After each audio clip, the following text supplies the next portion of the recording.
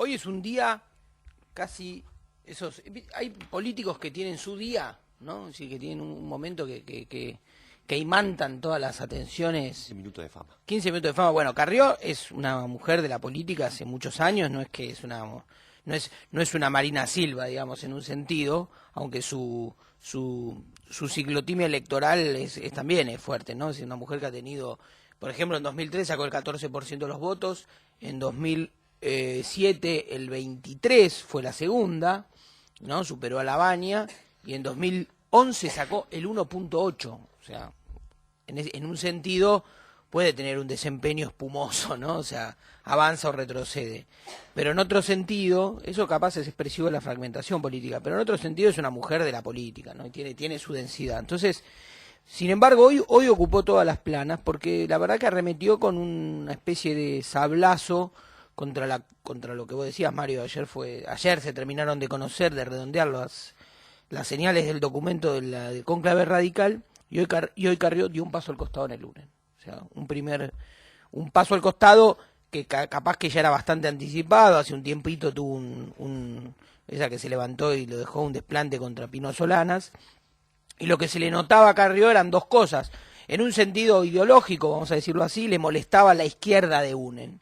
En un sentido práctico, pragmático, Carrió estaba lanzada a ampliar el acuerdo de UNEN o el Frente UNEN a un acuerdo con Macri, y con quien tiene de algún modo una coordinación y una consonancia en el arrojo hacia ese acuerdo es con Ernesto Sanz, con el radical. Es difícil contener a los radicales. Ernesto Sanz es como un gran radical de partido, hasta acá vino llevando bastante bien el tema de la unidad partidaria, y hoy Carrió salió y con un lanzallamas tiró todos los nombres de lo que para ella eran quienes de algún modo la hacen motivar ¿no?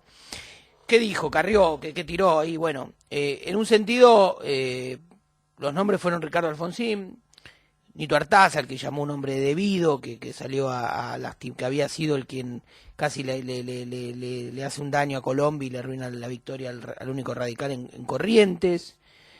Acusó a Cobos, obviamente, que es un lugar común de ella, contra Cobos. Acusó a esta izquierda, a Pino Solanas, que se habían montado sobre ella y que no tenían votos. A los Libres del Sur, a Victoria Dondes, y chicaneó por todos lados. Y hoy tuvo a la mañana en TN con Marcelo Bonelli una entrevista larga. Los que la pudieron ver, era una Carrió auténtica, ¿no? Cuando saborea su veneno, ¿no? Cuando uno ve que hay un cierto regodeo entre lo que va diciendo, ¿no? Más o menos plantea que, bueno, hay que armar un gran frente republicano contra el país narco que expresa el peronismo, el PJ, en sus variantes, dice Scioli y dice Massa. En un momento, voy a intentar hacer un perfil rápido sobre Carrió, pero en un momento Carrió dijo algo, y es en esos momentos en donde me parece, a mí me aparece una empatía, que es cuando Carrió desubica a su interlocutor, ¿no? Cuando Carrió rompe el código incluso con quien le está preguntando. Marcelo Bonelli no es como si te entrevistase, no sé, digamos, un intelectual de carta abierta, Bourdieu, ¿no? Claro, Bourdieu, o sea, no, una entrevista a Marcelo Bonelli dentro de 30 años no sale en Canal Encuentro, ¿no? Sino que es un tipo que te tira la bocha, medio corta la bocha. Bueno, lo que le dijo, en un momento le dice, porque a mí, dice, ustedes se equivocan y ustedes eligen los candidatos, y hablo de ustedes, digo, Clarín, La Nación, las empresas, no los periodistas. Porque Bonelli sonrió y dijo, otra vez, pareces una kirchnerista, te la agarrás con los periodistas. Dijo, no, yo no me la agarro con los periodistas, pero ustedes eligen candidatos y se equivocan, no son inteligentes y eligieron a Massa, ¿no? Si ahí Lilita se lo dijo, yo los defiendo a ustedes, ustedes me catapultan para que los defienda. Ya lo había dicho Carrió una vez a Morales, ahora yo voy a seguir defendiendo a Clarín, aunque Clarín no me postule a mí. Bueno, y ahí plantea esa situación, que es una situación, digamos, ese es el momento cuando uno dice, el kirchnerismo no es solo la adhesión a una ideología, sino el clima de un tiempo, ¿no? O sea, Carrió haciendo batalla cultural, digamos, diciendo desde dónde habla cada uno y poniendo, por un lado, la figura del periodista y por detrás los intereses de la empresa, ¿no? Carrió dice, a mí me ponen para pegarle al gobierno y en las legislativas me levantan, y cuando hay que armar y conducir un proyecto político como una alternativa de poder, me sacan a mí y proponen a otros. Bueno, de esto algo de verdad tiene Carrió en eso, no se puede decir que no. La pregunta que uno tiene, si vamos a buscar un perfil con Carrió, hay algo como incontenible en sus dos acepciones en Carrió. Yo me pregunto, ¿se puede ser mesiánico y republicano a la vez? Es decir, no hay algo oximorónico en ser yo soy un mesiánico republicano, es imposible. Salvo una sola respuesta, que sea en el principio de los tiempos, que seas el primero, por ejemplo. O en el final, que o en sea el Apocalipsis. Final, o en el Apocalipsis. Bueno, pero para no volvernos tan bíblicos y esotéricos, para volvernos mesiánicos en el análisis, yo diría, Alfonsín fue un republicano mesiánico. ¿Por qué? Porque él fundaba un orden. Y la fundación de un orden requiere de una gran voluntad, de una gran personalidad, de una gran retórica, de una visión de la historia. Es decir, Alfonsín era un hombre que decía, se paraba sobre una medianera y decía, hacia atrás, la historia de la Argentina autoritaria. El terrorismo de Estado, la lucha, bueno, lo que dijo Alfonsín. Y hacia adelante vamos a fundar una república. Los valores están en la Constitución, la fortaleza de las instituciones. ¿Qué funda una república? Y bueno, vamos a ser alberdianos, funda hombres grises. Alberdi decía en un momento en la discusión con Mitre, no le pongan a los puentes o a los que se cree, o a las plazas, no me acuerdo qué decía, nombres de militares. Vamos a ponerle los nombres de los ingenieros que hacen puentes, que hacen obras hidráulicas. Es decir, una república debería ser, digamos, una empresa de hombres ascéticos, ¿no?, que cumplen un papel profesional y que de algún modo son controlados por las instituciones. Fundan instituciones, no fundan hombres, ¿no? Y Alfonsín algo decía, no sigan hombres, sigan ideas. Es decir, la tentación mesiánica no es exactamente un valor republicano, ¿no? Sin embargo, para Carrió, ¿cuál es su habilidad? O su habilidad retórica. Es que suspende el tiempo, es decir, la república todavía no existe. Está como aguardando su gran escena fundacional. Entonces, lo que siempre hay son traiciones personales, intereses. Hay algo de lo que acusa Carrió, ¿no?, en sus fórmulas, ¿no? Uno no sabe qué fina línea separa entre los negocios posibles que ella acusa y el propio funcionamiento de la política, que es oscuro, ¿no? Es decir, si dos personas que son de fuerza distinta se reúnen y tienen una reunión y acuerdan algo, eso forma parte de la política, pero no de la política palaciega del Parlamento argentino, de un centro de estudiantes de un colegio secundario.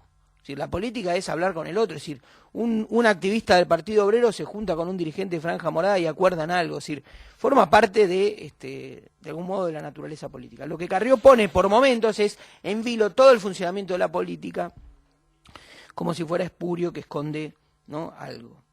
¿Qué hizo Carrió? ¿Cuál fue su trayectoria, ¿no? Es una mujer muy emprendedora, muy fuerte, es de origen radical. Ella hace una suerte de genealogía familiar donde ubica, ella dice, mi abuelo fue conservador, mi padre radical, me casé con un peronista, ¿no? Si San José parece el Cantito Montonero, pero, digamos, y por otro lado, ella utiliza una suerte de genealogía donde todas esas personas con las que ella se rozó, hoy decía, le mostraba a Bonelli y decía, mirame esta foto, y estaba chiquita ella con Arturo Illia, yo aprendí la República porque me la enseñó Illia, una suerte de sangre azul del republicanismo, ¿no? Ahora, Carrió muestra que todas esas tradiciones políticas ella las puede hacer convivir, porque además todas fueron puras. Es decir, todos los conservadores en el fondo eran patrones buenos, un poco antiguos. Los radicales eran hombres republicanos un poco débiles. Los peronistas eran hombres sensibles, ¿cómo decirlo? Bueno, un poco groseros, vamos a decir, en sus costumbres. Y así cada uno, los socialistas eran igualitaristas, pero lentos, y cada uno tenía una suerte de defecto psicológico que no cumplía un ideal político, pero el ideal político siempre existía. Ella dice, existen todas esas inspiraciones de la política y ella las puede poner en escena. Y cuando en realidad uno diría, el problema es la república posible, también lo que decía Alberdi, ¿no? Es decir, hay que construir la república con los hombres concretos y con las ideologías concretas, ¿no? Y en eso Carrió le cuesta convivir con cada uno de ellos. Se fue del radicalismo, se fue antes que termine el gobierno de la Rúa. Antes que termine el gobierno de la Rúa, corregime Mario, fundó el ARI, la Asociación para la República de Iguales, que de algún modo tuvo una especie de conducta ambigua o de pertenencia ambigua a ese gobierno, pero se fue del ARI, se fue de la coalición cívica y ahora se va del UNEN, ¿no?, que es el último armado político en el que participa y con el que tuvo éxito el año pasado en la elección en Capital Federal.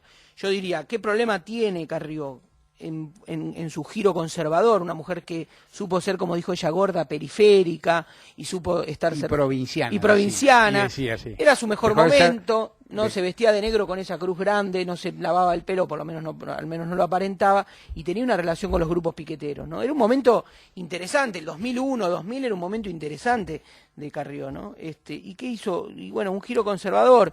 Es parecido en espejo a lo que le pasó a muchos progresistas con el kirchnerismo, es decir, el kirchnerismo les robó agenda y les dejó el otro aspecto, a lo mejor más republicano, más de derecha, más liberal, que sobre el que quedaron haciendo eje. Su giro conservador para mí no se termina de completar porque los conservadores reales en la Argentina no la quieren. ¿Sí? Porque no les sirven, entre comillas, y ella un poco lo sabe. Y su duelo es con esa clase empresaria, con esos dirigentes, con toda esa, hasta con los sectores de la iglesia, que no la terminan de masticar porque entienden que ella no sirve para la construcción, sirve para la destrucción.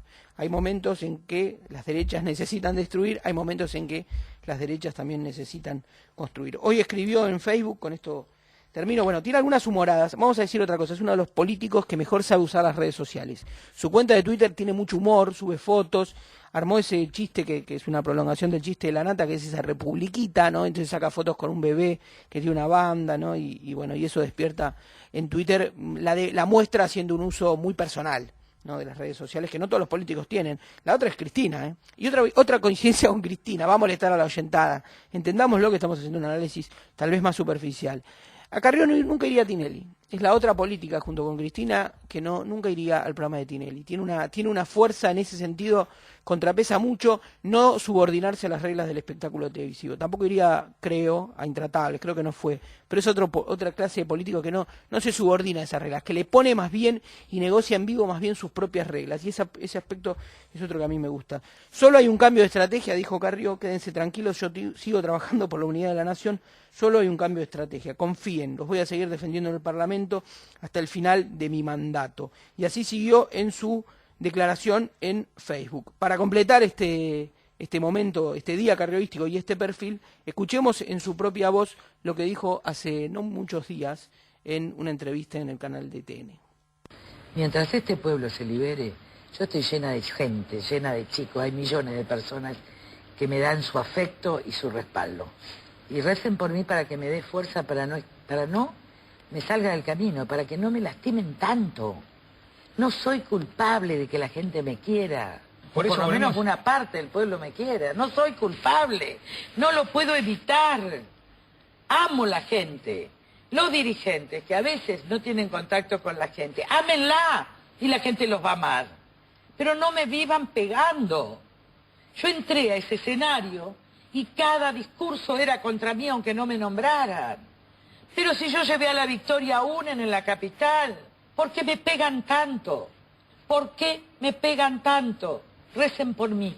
Yo se los pido porque a veces tengo un cansancio moral demoledor con la política argentina. Demoledor. No la merecemos, ¿no? Podría parecer el fondo, ¿no?, que aparece en su discurso. Escribió hoy, esto fue justo el día después o 2 días después que tuvo ese desplante con Pino Solanas en un congreso también del UNEN, y escribió hoy en su Facebook: en el fondo de mi corazón me siento liberada de tanta mediocridad. Bueno, estos son los desaires así morales, un poco extorsivos, los estilos para mí extorsivos que tiene Carrió para referirse a la política. Está en un día de esplendor y, como vos dijiste en la crónica, hoy ella podría equivocarse y sentir que tiene todo para ganar. Y mañana realmente de lo que va a quedar de este estilo y de esto son cenizas.